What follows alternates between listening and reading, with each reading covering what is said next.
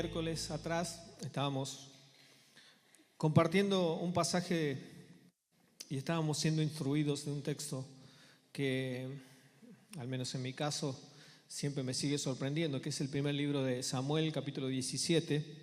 Si tiene una Biblia o tiene la aplicación, abra por favor allí en el libro de Samuel 17, primer libro de Samuel, capítulo 17, y es una de las historias más conocidas de todas las escrituras.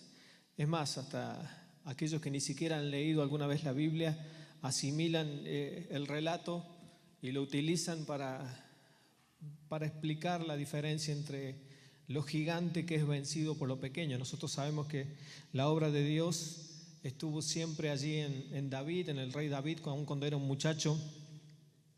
Pero la historia de David y Goliat es conocida aún por aquellos que niegan la existencia misma de Dios. Saben que hay un Dios que estuvo con David cuando venció a Goliat, y incluso veía que en la tele hay un programa David y Goliat, pero no tiene nada que ver, sino que habla de lo grande con lo pequeño. Pero nosotros vemos a Dios hablando y mostrándose de manera poderosa allí en el libro de Samuel, y vimos y aprendimos en estos últimos miércoles acerca de el privilegio de saber que Dios está a nuestro lado y que Él está para acompañarnos aún en situaciones que parece que siempre son adversas, pero vemos a Dios obrando a través de cada uno de los siervos en su palabra. Y este no es el caso contrario, sino que volviendo y haciendo una pequeña introducción, hoy leía un poco más acerca de David y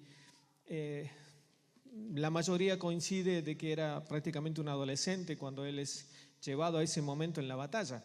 Y cuando David se enfrenta a Goliat, ¿no? Algunos dicen que tenía 3 metros, otros que tenían, no quiero entrar en los detalles, pero quiero que me acompañen. Si ya encontró el 17, vamos a leer el 18, que es el de al lado, para que era más fácil buscarlo así, ¿no? El primer libro de Samuel, ya conocimos la historia de David, ya cayó Goliat, y ahora viene lo que sigue, que es donde quiero que nos enfoquemos en esta noche, porque imagínense si nos trasladamos a ese momento, ¿no? La historia corre por todo Israel y por todas las naciones, al menos de alrededor, de que un muchacho derrotó al famoso gigante que se había levantado en contra del pueblo de Dios.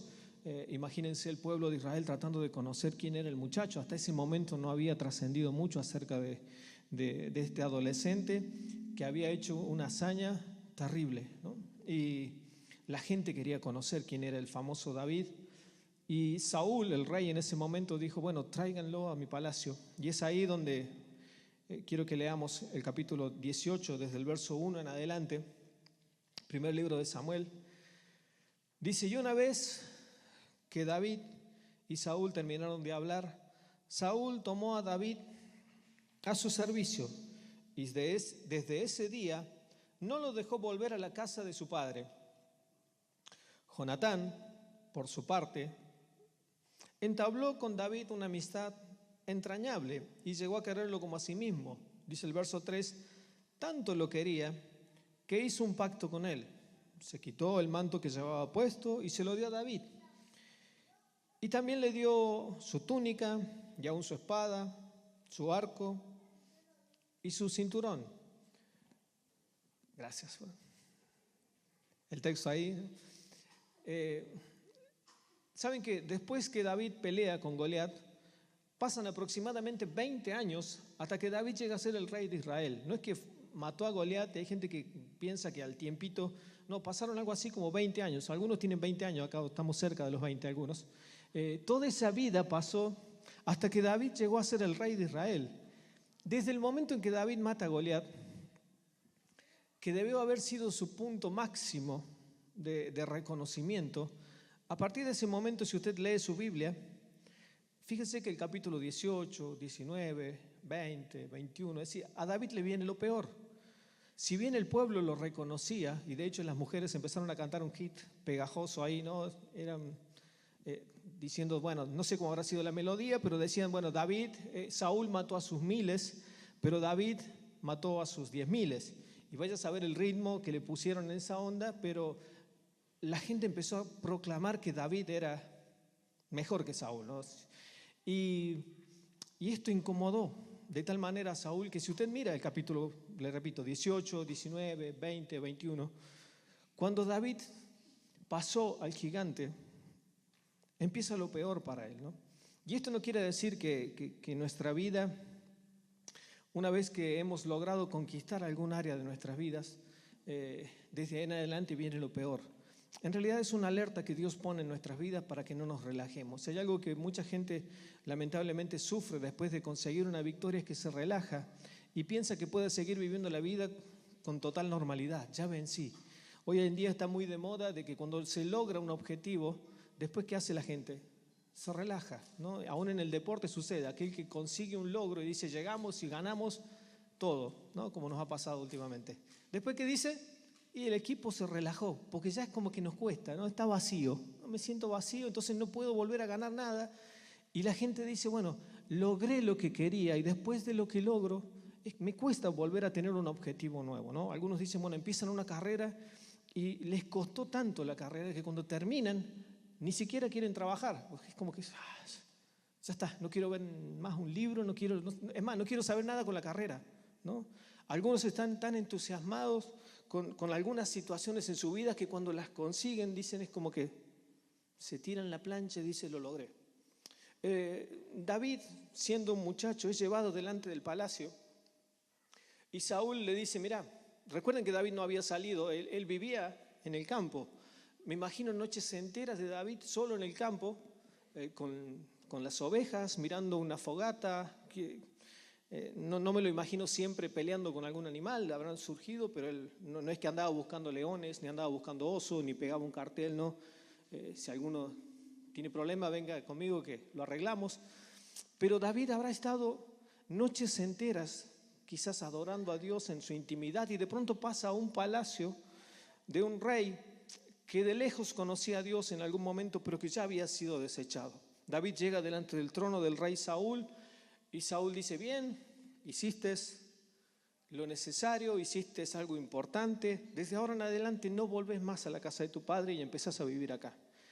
Saben que aprendimos hace unas semanas de que David nunca entró en el ambiente de Goliat, por más que lo desafiaba con palabras que cualquiera de nosotros nos hubiéramos venido abajo. Sin embargo, él nunca entró en ese ambiente con Goliat, pero el diablo no se queda tranquilo, ¿no? Y una vez que David vence a ese gigante, entra en un ambiente totalmente diferente, que es el ambiente de Saúl. Y si ustedes pueden leer después en sus casas o en algún momento este capítulo 18, Saúl ahí a los pocos versículos después ya lo quiere matar también. Es decir, acaba de vencer a un gigante y ahora todo debería ser tranquilo. Sin embargo, va a parar a un palacio donde también hay otro que tiene el mismo objetivo que Goliat, que es matarlo. Algunos con más glamour o con menos glamour dentro de un palacio en el campo de batalla, donde usted se lo imagina, pero el objetivo era volver a matar al muchacho. Y yo me imagino a David diciendo, a ver, con las ovejas estábamos bien, yo no fui a buscar, decir, y de pronto paso a matar gigantes, y una vez que mato a un gigante y la vida debería ser un poco más tranquila y empezar a dormir en un palacio, de pronto ahora me encuentro que el que me invita a dormir al palacio ahora me quiere matar. O me voy de nuevo con las ovejas, pero sin embargo, si leen o leemos unos capítulos antes, David ya había sido ungido por Samuel como el futuro rey de Israel. El capítulo 16 habla de eso, Samuel ungiendo al rey David, ¿no? El futuro rey. Y decíamos que pasaron 20 años hasta que él llega al trono de Israel. Y cuando él estuvo, me llama la atención esta frase de que Saúl no lo dejó volver a la casa de su padre. Y cada cosa que sucede o cada frase, ¿no?, en las Escrituras nos trae tanta luz el Espíritu Santo que muchas veces el diablo toma nuestras victorias como una excusa ideal para sacarnos del Padre. Nos relajamos a tal punto cuando obtenemos lo que buscamos que descuidamos aquello que Dios ha puesto, que es lo más importante. Dios nos creó para que estuviésemos con Él. Nos relajamos tanto después de haber obtenido el logro que dejamos a Dios de lado, ¿no? Es muy triste ver gente que consigue un objetivo y después de haberlo conseguido dice, bueno, al fin lo logré, ¿no? Y es como que de a poco vamos dejando la casa del Padre. David pasó de estar aún distanciado con su padre, porque el padre lo quería fletar siempre. Es más, ni sabía que tenía un hijo, o sí sabía y lo había mandado tan lejos, ¿no? Pero estando lejos de la casa del Padre, estábamos en un ambiente totalmente diferente. Cuando ustedes y yo estábamos lejos del Padre, aunque tuviésemos todo, no teníamos nada. Lo mejor que nos pudo haber pasado es siempre estar con el Padre. El hombre se alejó tanto de Dios en pos de aquello que buscaba o que necesitaba, que terminó alejado del Padre. La sociedad hoy en día está como está porque está alejada del Padre. La sociedad hoy en día clama por justicia, clama por la paz, pero lo hace porque está alejado del Padre. David, fíjense cómo es el diablo, que no lo pudo matar en el campo de batalla y lo lleva a un lugar tranquilo, donde si ustedes lo miran un poco más adelante, dice que David tocaba con su arpa y ahí es donde Saúl agarraba el arpa, la lanza y lo quería clavar contra la pared. Lo mismo que quiso hacer Goliat, ¿no? Y no es que era mal músico, o que desafinaba o cantaba feo, ¿no? Y quiso agarrar, malísimo, ¿cómo toca este? ¿No? Y dice, le tiro la lanza, ¿no? Hasta que afine. Había algo en él, pero el mismo objetivo que el diablo tenía, destruir al muchacho. Y fíjense, ¿no? Leyendo este texto, de que cuando David es presentado y Saúl lo lleva al palacio, el hijo de Saúl, llamado Jonatán, escucha cada una de las declaraciones que el padre tenía. Primero, que Saúl le dio una de las hijas, y no debe haber sido fea la hija de Saúl. Era el rey, por lo general el rey no se casaba con una chica simpática, no es lo que esperaba, pero era simpática. Es decir, los reyes se casaban, tomaban en propiedad todo lo lindo que había. La hija de Saúl debe haber sido muy linda, así que de pronto el pastorcito que estaba en el campo con las ovejas, ahora está en el palacio con la hija del rey. Pequeño premio, ¿no? Y otras cosas más. Pero la Biblia dice que Jonatán, el hijo precisamente de Saúl, escuchó cada una de las palabras que este rey pronunció para con este muchacho. Y dice que Jonatán llegó a querer tanto a David que él se quita su manto, dice esta versión, luego se quita la túnica, que ya vamos a ver que no es lo mismo. Luego, aparte de haberse quitado eso, le da su espada. Esta versión dice que luego le da el arco y finalmente le da el cinturón. En presencia del mismo rey David, el mismo rey Saúl, Jonatán le entrega todas estas cosas a David. Porque si hay algo que Dios siempre tiene para cada uno de sus hijos, es la provisión aún en los momentos difíciles. Dios sabía que David, lo que venía sobre David no era nada fácil. Eran 20 años de andar huyendo del mismísimo enemigo, y aún estando en el palacio del rey, él sabía que las cosas no iban a ser fáciles. Y mi hermano, mi hermana, amigo que quizás nos visitan esta noche, por más que hayamos superado una prueba, eso no quiere decir que el diablo nos va a dejar tranquilos. Al contrario, la misma Biblia dice que cuando Jesús estuvo en el desierto y luego que él venció al diablo allí, luego de que fue tentado durante 40 días, dice que el diablo le dejó por un tiempo. Y no tengo la menor duda que no lo tenemos en nuestros escritos, pero durante esos 3 años de ministerio el diablo debe haber estado todo el día tentando a Jesús. No está en los registros, pero no me imagino al diablo en otra parte del mundo que no sea en ese lugar, porque ya había sido revelado que ese era el Hijo de Dios, ese es el que iba a cumplir el plan. El diablo escuchó la famosa frase: este es mi Hijo amado, en él tengo contentamiento, me place lo que él hace. Desde ese momento no creo que el diablo haya estado preocupado por lo que pasaba en América, en otros lugares. Es decir, todo su ejército se concentró ahí, donde estaba el Hijo de Dios. Por consiguiente, desde que Jesús se levantaba hasta que se acostaba, el diablo debe haber estado tentándolo permanentemente. No quizás para que lo vea otras personas, pero en pensamientos, con gente, con reacciones. De alguna manera el diablo lo quiso tentar. Todos los demonios puestos a su servicio con tal de hacer caer al Hijo de Dios. Y quizás ninguno de los autores de los evangelios lo notó o pudo escribir y decir, y el diablo se le apareció de nuevo. Pero no tengo dudas de que el diablo estuvo 3 años tratando de hacer caer a Jesús. Y con David, una vez que creo que el diablo escuchó que ese iba a ser el rey de Israel, que su linaje no iba a ser un linaje cualquiera, que había un plan eterno en David, porque del linaje de David iba a venir el futuro hijo de David que iba a traer salvación al mundo. Desde el momento en que el diablo se entera, este va a ser hijo de David, de acá va a nacer el Salvador. como dicen por ahí, hay que matarlo de chiquito, ¿no? Antes que crezca, antes que algo va a suceder. Este no es cualquier niño, este no es uno que anda tirando piedras por ahí, ¿no? Este ya mató a un gigante, algo tiene diferente. Y saben que cuando recibimos una palabra de parte de Dios, cuando Dios mismo nos habla, ya dejamos de ser alguien intrascendente y el diablo empieza a notar algo en nosotros que nos hace diferente. Hace un tiempo escuchamos que nuestro pastor decía, cuando conocemos a Dios hay algo en nosotros, hay una marca. Es imposible, nosotros quizás no lo vemos, pero la gente que está afuera lo ve y los espíritus que están afuera lo ven. Cuando vivimos en santidad y caminamos de acuerdo a lo que Dios quiere que caminemos, hay algo que nos hace diferente. Y lo más común que nos ocurre, aquellos que conocemos a Dios, es que la gente dice, vos tenés algo que te hace diferente. Y si nunca te lo dijeron,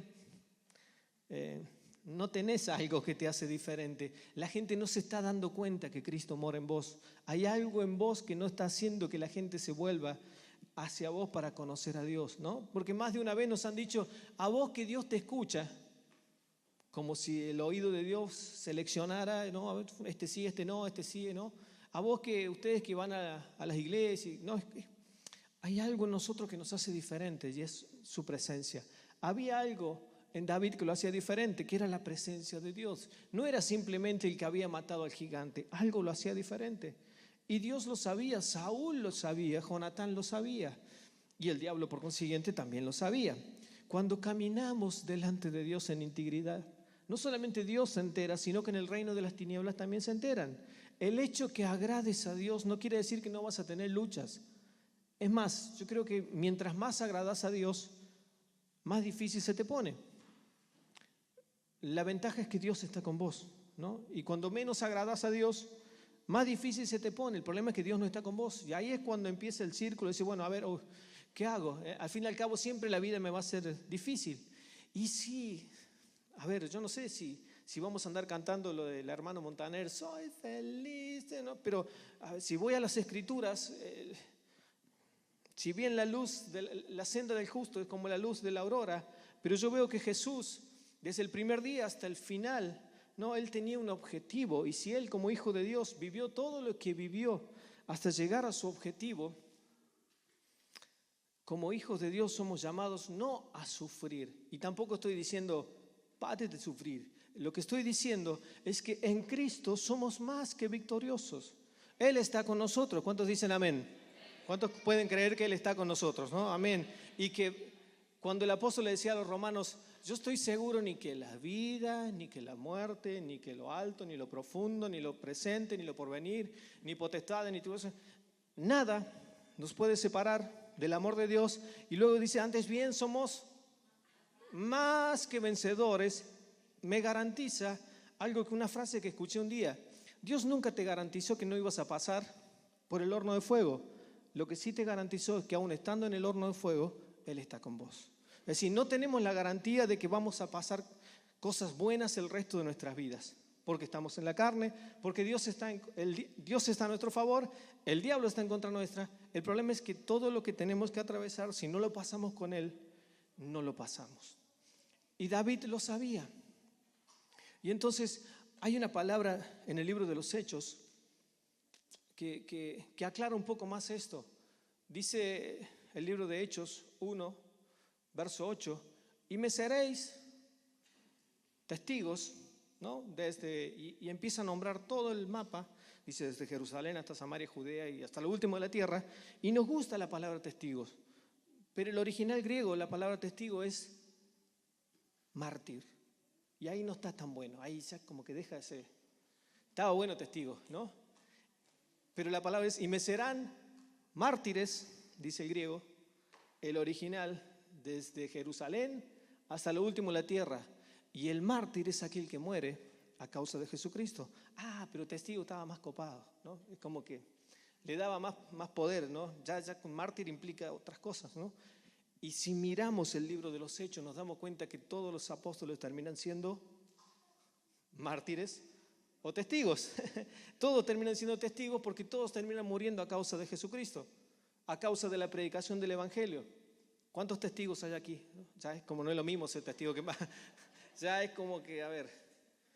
Y no sé si los que se llaman testigos, ¿no? Y que golpean puertas estarían dispuestos a morir a causa de aquel, ¿no? Pero es más fácil y es más lindo llamarnos testigos que llamarme mártir, ¿no? Porque mártir ya es otra cosa. Pero los que fueron testigos fueron hasta lo último de la tierra. Y si hoy estamos acá y hoy en día estamos parados y hemos escuchado el mensaje de la cruz, es porque algún mártir entregó su vida para que ustedes y yo lleguemos a conocer a Jesús. Y Dios sigue buscando esos testigos dispuestos a morir, quizás ya no entregando sus vidas a la muerte, pero sí muriendo cada día para que el Evangelio siga creciendo. Dios sigue buscando esos mártires que estén dispuestos a morir a su yo, a su carne, a sus deseos, a sus anhelos y vivir para que Cristo reine, para que Cristo siga corriendo, para que el Evangelio se siga extendiendo. Ahora sí, ¿cuántos mártires hay aquí? No, ahora sí, ya me gustó. Esto no implica que me maten, ¿no?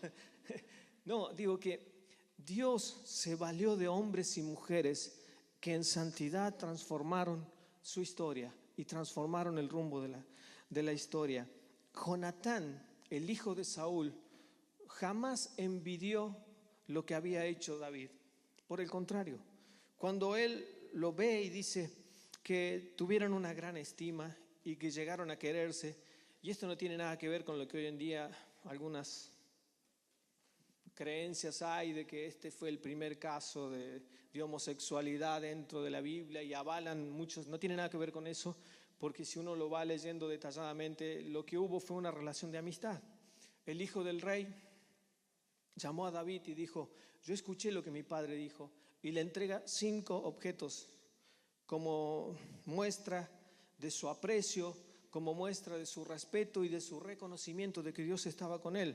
Y lo primero que le entrega es un manto. Y saben que el manto era un paño cuadrado que se echaba sobre los hombros y caía hasta los pies, y se usaba sobre el vestido. No era que era cualquier trapo que se ponía, no era el manto sagrado ni nada por el estilo. Se colocaba algo sobre ellos que los cubría desde la cabeza hasta los pies.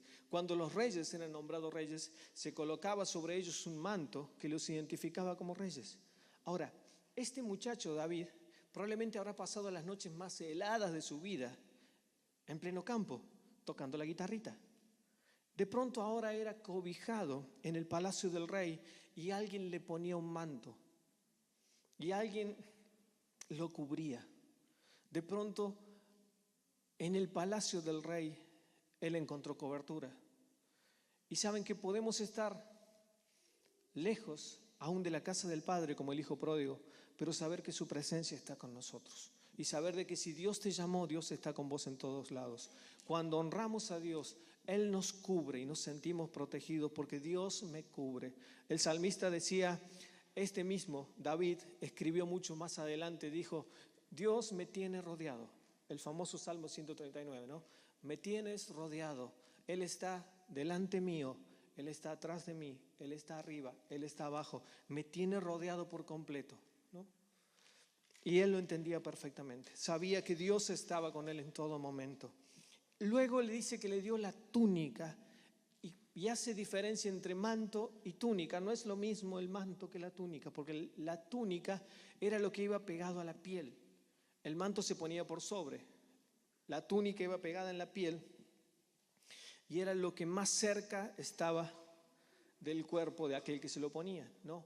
La túnica era la intimidad. La túnica era lo que estaba pegado sobre la piel. Cuando llegamos al palacio del rey, cuando nos acercamos delante del rey, lo primero que obtenemos es la intimidad con el rey. Podemos acercarnos confiadamente ante él. Porque eso que está tan cerca, ¿no? Eso que yo no puedo esconder, es donde están mis pensamientos. Cuando estoy cerca del rey, él conoce mis pensamientos. Él sabe lo que yo siento. Soy abrigado, soy acogido. Él me recibe. Ya no tengo más frío. Cuando estoy cerca de él, me siento seguro, me siento protegido. Lejos de su cobertura, vuelvo a tener frío. Cuando Jonatán le entrega ese manto, Y esa túnica, aquel muchacho pasó de estar desnudo a estar cubierto. Aquel muchacho pasó de usar quizás la ropa más insignificante. Yo no sé con qué ropa se presentó delante del rey. Quizás llevaba una piel y un lugar para la honda, pero delante del rey él fue vestido como un rey. Delante de la presencia de Saúl, Jonatán lo vistió como rey. Y allí, en la intimidad, es donde yo realmente soy lo que soy. En mi casa no soy esta percha impecable que ustedes ven ahora. Y creo que ustedes tampoco, ¿no? Cuando se levantan, nadie se levanta así tan presentable como está ahora. Nadie se acuesta con la ropa que llega. Pues quizá algunos sí, ¿no? Pero digo, nadie se va de acá y se tira en la cama y amanece mañana y sale igual, ¿no? Quiero pensar que no.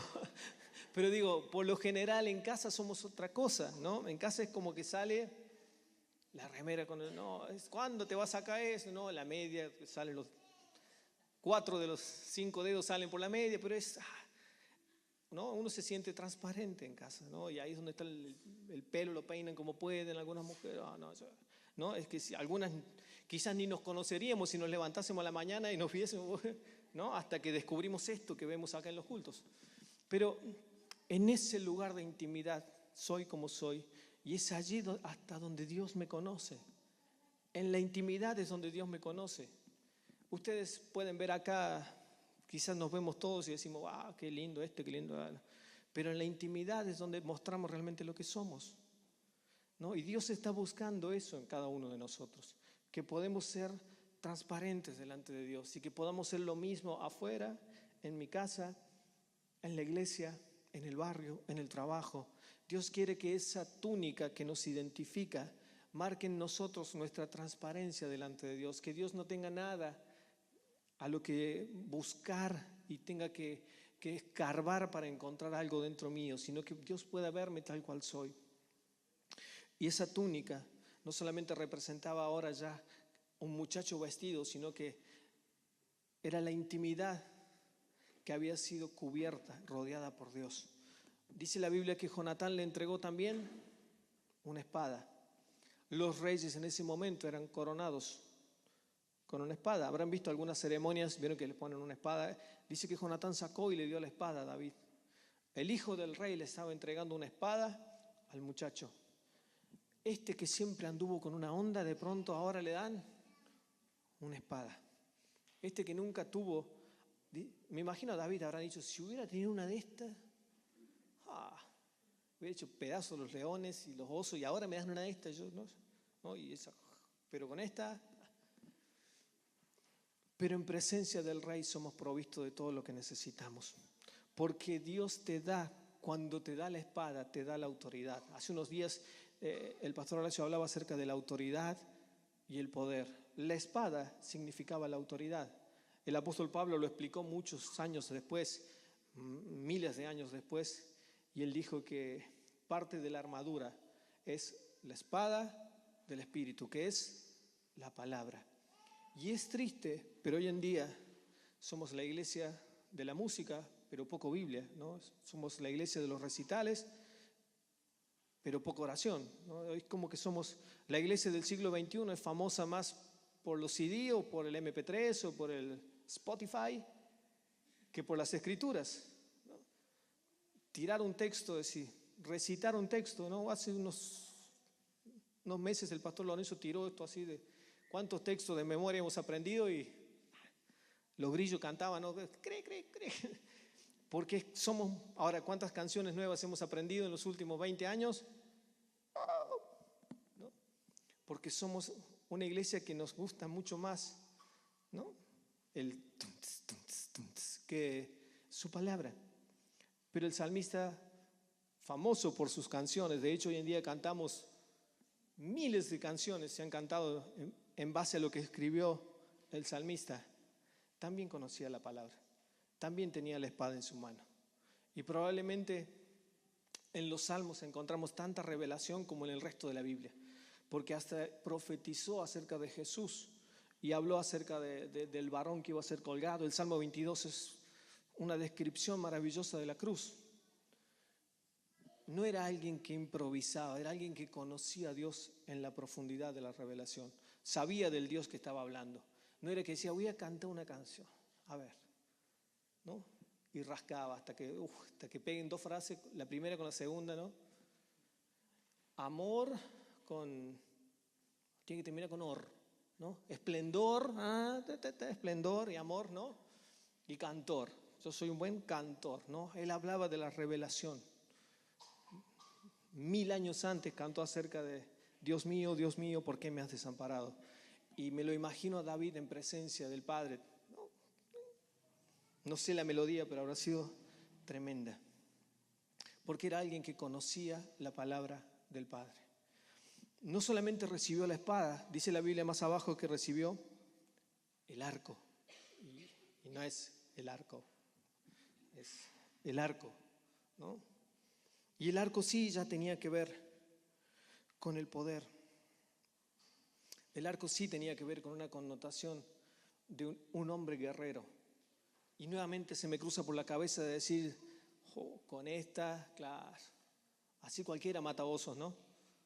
Así con esto el león no hubiera tenido toda la espalda rajuñada, ¿no? Con esto, claro, a 50, 60 metros, 100 metros hubiera matado a un león.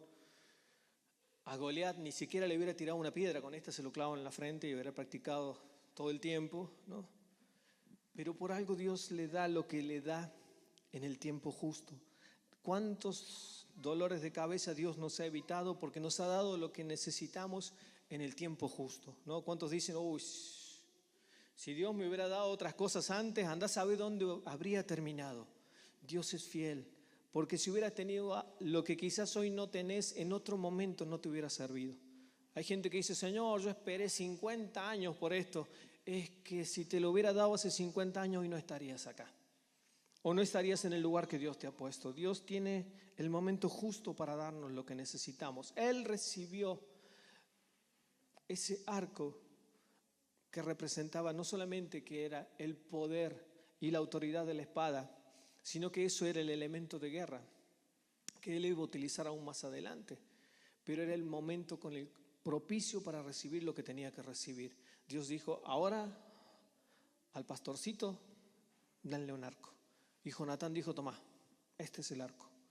En presencia del rey recibió el arco. Ante la mirada de Saúl recibió el arco. Y ya dejó de ser un muchacho simplemente, como se menciona en capítulos anteriores, sino que ya tenía aún parte de la armadura de un guerrero de Dios. Y Dios está buscando hasta el día de hoy gente que se pare delante de la presencia y que deje de orar solamente por la comidita y por ¿no? Y a la noche por si tiene miedo, sino cristianos que empecemos a ver que el reino de los cielos también es violencia. El mismo Jesús habló que desde los días de Juan el Bautista en adelante, y no se ha acabado, aclaro, desde los días de Juan el Bautista, dice, el reino de los cielos sufre violencia. Y nos gusta más la frase, y los valientes lo arrebatan, ¿no? Pero si leemos bien, la Biblia dice que desde los días de Juan el Bautista, el reino de los cielos sufre violencia. Y los violentos, dice la Biblia, lo arrebatan. Los guerreros, aquellos que se meten en las cosas de Dios, aquellos que pasan tiempo con el rey en la intimidad, aquellos que conquistan en lo espiritual, son los valientes, son los violentos. Hoy en día hemos tergiversado tanta la Biblia que decimos, no, que el reino de los cielos necesita valientes. ¿Sabe cuántos valientes hay que no conquistan nada? Necesitamos la violencia del reino. Y no estoy hablando del que sale a pegarle ahora a medio mundo para conquistar, no. El que sale a hacer daño en el reino de las tinieblas y conquista. Y eso no se logra solamente cantando, vamos a cantar hasta que el diablo se enoje, ¿no? Eso se logra en la presencia de Dios, de rodillas, con gente o sin gente, con música o sin música. Eso se logra en la presencia de Dios. Este muchacho conocía al rey, pero conocía por sobre todas las cosas al Rey de Reyes. Y habrá dicho David, con esta espada, ¿sabes? Pero yo no vengo solamente con espada y jabalina. David dijo, a ver, yo voy contigo, le dice a Goliat, ¿en nombre de quién? De Jehová, el Dios de los escuadrones de Israel. Habrá dicho, si hago los monos que tiro yo con la onda, no me voy con espada y no. Pero allí en la presencia del rey él fue capacitado. Lo último que le dio era el cinturón. Y en el cinturón era el lugar donde se colocaba la espada y donde se colocaban las provisiones para seguir viviendo, ¿no? Cuando salían ellos a hacer sus largos recorridos, los soldados llevaban un cinturón con las provisiones. No es que pasaban y compraban, no, una levité antes de ir a la guerra. Ellos llevaban todas las provisiones en el cinto. Entonces, allí era donde ellos con eso se sentían seguros y con la provisión necesaria para ir a la guerra. Sobre el cinturón cargaban la provisión. ¿Saben qué, mi amigo, mi hermano? Cuando estamos cerca del Padre, cuando estamos cerca del Rey, Dios te garantiza la seguridad y la provisión. Este mismo es al que el salmista le escribía y decía: Él es mi pastor. Y el Salmo 23 está escrito antes de estar allí. Es decir, el palacio no lo modificó a David. Él escribió el Salmo 23 antes de andar en el palacio del rey, porque él sabía perfectamente de que Jehová es mi pastor y nada me faltará. No necesitó que le pusieran un cinturón para saber de que Dios nunca le iba a dejar faltar nada. Sin embargo, el cinturón es la muestra de que Dios hasta el día de hoy nunca te va a dejar faltar nada. Cuando te levantes a la mañana y digas, Él es mi pastor y nada me faltará, sigue siendo tan real como cuando David recibió el cinturón, y sigue siendo tan real cuando David tocaba al lado de un arroyo y habrá dicho, junto a delicados pastos me hace descansar. Él nunca me hace faltar nada y prepara mesa delante de mí. Cuando él lo estaba escribiendo no estaba delante del rey, estaba delante del Rey de Reyes. ¿Y saben qué, mi hermano? Dios sigue preparando mesa delante de cada uno de nosotros. Por Jonatán, en ese momento David recibió físicamente aquello que él ya había recibido previamente en la presencia de Dios.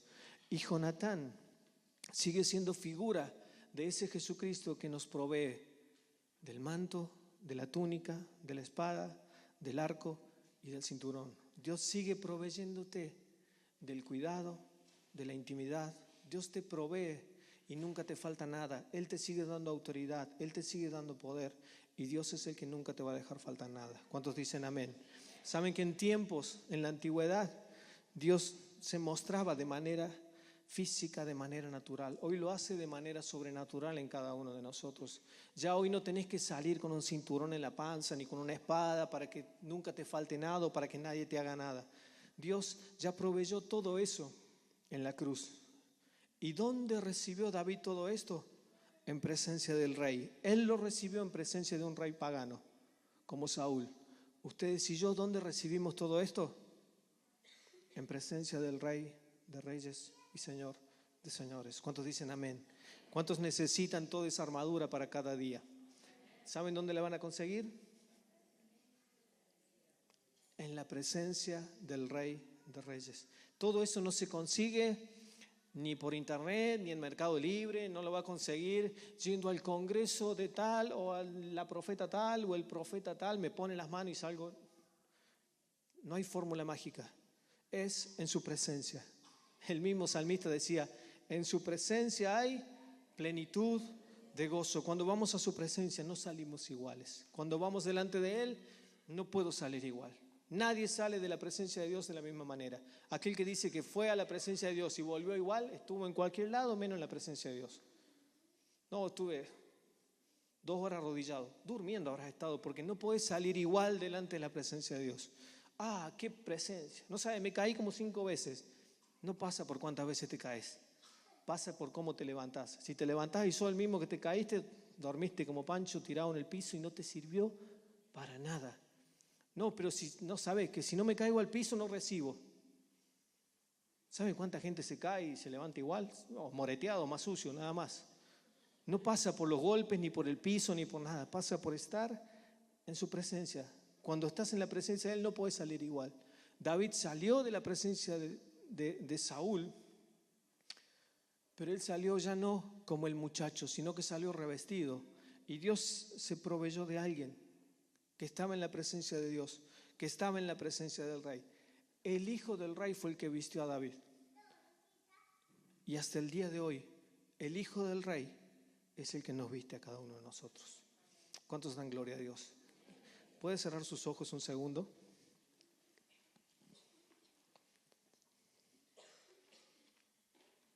Y aunque sea por un instante, pueda decirle gracias, Dios, porque todo lo que hoy tenemos proviene de Él. Todo lo que hoy podemos recibir, el Hijo del Rey ya me lo otorgó. Hoy ya no necesito que físicamente me pongan una espada, no necesito que físicamente me cubran con un manto. Hoy ya no necesito que me pongan una túnica, porque Él ya puso todo lo que necesitaba en mi vida. La cruz fue el momento de provisión. Cuando el Hijo del Rey de Reyes ocupó mi lugar, Él me estaba dando un manto, una túnica. Él me estaba dando su cobertura y Él me estaba proveyendo la intimidad, poder acercarme al Padre nuevamente. Cuando Jesucristo estaba abriendo allí sus dos brazos en la cruz, ya no solamente me estaba dando una espada, sino que me estaba dando la autoridad para vencer a todo lo que se levanta en contra del nombre de Jesucristo. Cuando Él estaba abriendo sus dos brazos allí, estaba dándome el poder a través de su palabra. Ya no es una espada, sino que es la autoridad misma de esa espada que penetra hasta partir lo más profundo. Es la autoridad que Dios nos ha dado. No podemos vivir menospreciando la espada. No podemos vivir menospreciando aquella arma tan poderosa que Dios nos dio. No podemos vivir sin su palabra en nuestras vidas. Cuando Jesús moría allí en la cruz, nos estaba dando el poder. Ya no nos daba un arco de hierro, de bronce, nos estaba dando el poder mismo para vencer a todos los obstáculos, para vencer aún a la distancia aquello que se levanta en contra del conocimiento de Jesucristo, sino que nos estaba dando el poder para derrotar toda influencia del enemigo. Nos estaba dando el poder de tener la posesión de aquello que no tenemos, esté cerca o esté lejos. Cuando Cristo murió en la cruz, nos dio el privilegio de poder elevar nuestra voz aún por aquello que ni siquiera podemos alcanzar. Podemos orar y a la distancia ver cómo Dios obra. La mayoría de nosotros hemos sido testigos cómo a la distancia la oración ha modificado ambientes, ha modificado situaciones, ha traído sanidad, liberación, restauración. Ni siquiera tuvimos que ir. Podemos decir, como dijo Jesús, solamente enviamos la palabra, solamente ese arco llevó la flecha de la salvación y pudo restaurar un hogar, una familia, pudo restaurar una vida, libró de la muerte a alguien. La mayoría de los que estamos acá hemos sido testigos como la oración quizás de nuestros padres, de nuestras madres, nos llevó a conocerlo más, y cómo pudimos ser librados de cantidad de cosas que ni siquiera nos podemos imaginar.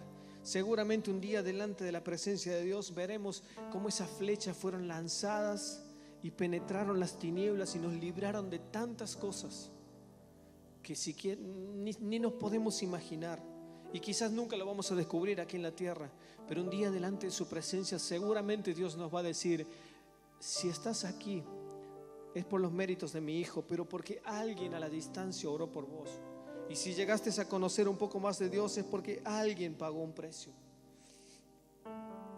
Cuando Jesús estaba allí en la cruz, no solamente que nos estaba dando todo lo anterior, sino que Él nos estaba garantizando con ese cinturón espiritual de que Dios nunca te va a dejar faltar nada.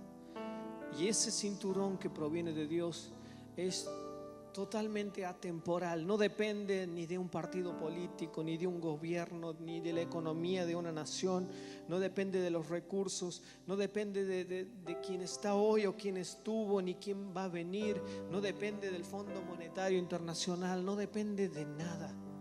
Dios dijo: nunca te dejaré, nunca te desampararé. Yo soy el Dios que te provee. Él es el que provee, Él es el que nunca te deja faltar nada. Y si hoy en día estás parado acá, es porque Dios es tu proveedor. Podés decir que tenés mucho, que tenés poco, que te alcanza, que te sobra, lo que vos quieras decir. Jehová Jireh, Él es el que provee. ¿Cuántos pueden decir: Dios provee? Dios nunca me ha dejado faltar nada. Y ¿sabes qué? Dios nunca te va a dejar faltar nada. No solamente que lo cumplió Hebreos dice que Él es el mismo ayer, hoy y por los siglos de los siglos. Es decir, que si Él fue tu fuerza, si Él fue tu autoridad, si Él fue el que te cubrió, el que te protegió, tenés la garantía de que Él te va a proveer y que nunca te va a faltar nada. Qué maravilloso es saber de que Dios tiene el control y que nunca nos va a faltar nada. Goliat puede haber sido una prueba difícil, pero mi hermano, lo que viene probablemente sea peor. Probablemente tengas que luchar en tu propia casa, tengas que luchar con tus alrededores, tengas un montón de cosas, pero Dios ya proveyó lo necesario. Probablemente la economía sea el próximo enemigo. Dios provee. Probablemente la situación en tu hogar sea lo que viene. Dios es el que tiene el cuidado de tu vida. Dios te dio las armas. Tal vez la salud es el gigante que tengas que enfrentar. Dios es el guerrero y con el arco vas a poder vencer. Tal vez hay algo por lo que estás luchando hace años. Dios sigue siendo el mismo. Él no se queda y no nos deja en banda. Podés ponerte de pie y tomarte un tiempo para honrar a Él. Dios nunca te va a dejar. Y si no te cuesta, podés levantar tus manos a Él y decirle: Señor, gracias porque vos estás conmigo siempre y siempre estuviste y siempre estarás. Y porque si podés mirar un poquito para atrás en tu vida, te vas a dar cuenta que Dios siempre estuvo. ¿Cuántos pueden traer a su mente una imagen familiar y se pueden dar cuenta que Dios estuvo ahí? Quizás tus hijos, tus padres, tus abuelos. ¿Cuántos pueden traer a su mente o dejen que el Espíritu traiga el momento en el que quizás no tenías abundancia para comer, pero puedes decir hoy en día: joven fui y he envejecido y no he visto justo desamparado ni a sus hijos que mendiguen pan?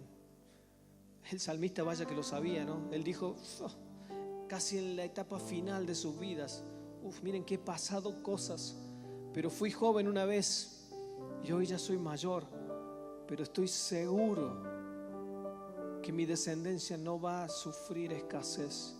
¿Cuántos pueden dar gloria a Dios porque saben que sus hijos y sus nietos no van a sufrir escasez? El Salmo 102 dice que en la casa de los justos hay abundancia para su descendencia. Y sabemos que Dios es aquel que tiene cuidado no solamente de este que está parado acá, sino de nuestros hijos, de nuestros nietos, de nuestros bisnietos, y que en su presencia tenemos victoria. Él ya nos dio todo. Dale gloria ahí donde estás. Levanta tus manos y decirle: Señor, gracias porque vos provees todo, todo vos provees. No nos dejas faltar nada. Él conoce cada detalle de tu corazón. Él sabe absolutamente todo. Y quizás hoy te está faltando algo. Estás en presencia del Rey. Si algo hoy necesitas, te aviso que el Rey te está escuchando. Ahí donde estás, decirle: Señor, esto necesito.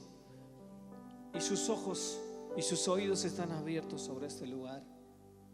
Sus ojos y sus oídos están abiertos. Quizás hay gente que hoy tiene una gratitud impresionante para Dios, pero hay otros que les están diciendo: Dios, yo necesito que en esta área tu palabra se haga real en mi vida. Este es el momento. Vamos a orar todos juntos para que Dios en esta noche sea aquel que nos dé victoria a todos. Somos un cuerpo, somos hijos de Dios, somos todos juntos, formamos parte de ese cuerpo. Y quizás tenés al lado a alguien que necesita que Dios te revele como el Dios que sustenta, como el Dios que provee, como el Dios que sana, como el Dios que liberta, como el Dios que rompe cadenas, como el Dios que restaura. Bueno, Señor, en tu nombre declaramos que el Rey de Reyes es nuestro proveedor, es nuestro sanador, es nuestro libertador, es nuestra fortaleza, es el Dios que trae consuelo. Él vino para ser el que liberta, el que sana. En presencia del Rey podés pedir todo. El Rey te ha habilitado y el Hijo del Rey te va a proveer de todo. De hecho, en la cruz ya proveyó todo. Solamente nos queda apropiarnos. No te puedo garantizar que lo que viene va a ser mejor. Te puedo garantizar que lo que venga tomado de la mano de Dios lo vas a poder pasar y lo vas a poder contar como una victoria. No te puedo garantizar que tu vida va a empezar a llenarse de flores, porque no va a ser así. Te puedo garantizar que aún en el momento de soledad, Él va a estar a tu lado. No puedo garantizarte de que no vas a pasar nunca más una prueba, pero te puedo asegurar, de acuerdo a su palabra y en el nombre de Jesús, que aún en el medio de la prueba, Él va a estar con vos. En el medio del foso de los leones, Dios envió a su ángel. En medio del horno de fuego, Dios estuvo allí al medio. En medio del mar que se abría, Dios estuvo. En medio del dolor, Dios ha estado y seguirá estando y seguirá estando y seguirá estando. Él es el Dios eterno. Cuando vino a anunciar el ángel a María, dijo: Él será el eterno. Y el eterno no tiene principio y no tiene final, siempre está. Señor, te adoramos. Qué bueno que es saber que estás con nosotros siempre. Qué bueno es saber que Dios está con nosotros siempre. Te adoramos, Jesús. Te adoramos. Te adoramos, Dios. Te adoramos, Señor.